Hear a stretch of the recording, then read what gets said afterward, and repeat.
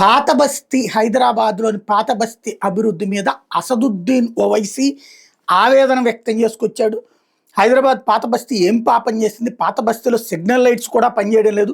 పాత బస్తీలో చిరు వ్యాపారులు ఖాళీ చేస్తున్నారు. చిన్న చిన్న వ్యాపారాలపై 1,00,000 కుటుంబాలు ఆధారపడ్డాయి. ఉపాధి కోల్పోతే దోపిడీలు దొంగతనాలు పెరిగిపోతాయి అంటే బెదిరిస్తున్నారు. ఇప్పుడు ఆ లెక్కనైతే మిగతా హిందూ సమాజంలో తిండి లేక ఇబ్బంది పడుతున్నటువంటి వాళ్ళందరూ కనబడ్డ వాళ్ళందరినీ దోచేసుకోవడం, పొడి చేయడం, చంపేయడం చేస్తారా? అలా చేస్తే యాక్సెప్ట్ చేస్తారా? ఇప్పుడు అక్కడే రోడ్ల పక్కన అడుక్కునే వాళ్ళు ఉన్నారు, లేకపోతే కనుక రకరకాలైన పనులు చేసుకుని బ్రతుకుతున్న వాళ్ళు ఉన్నారు. ఉట్టి పాత బస్తీలోనే బతకాలని రూల్ ఉందా? అది పక్కన పెడదాం. పాత బస్తీలో అసలు ఎప్పుడు డెవలప్మెంట్ చేయించారు? ఆ సిగ్నల్ లైట్లు ఉండి ఎవరికైనా పనికొస్తుందా?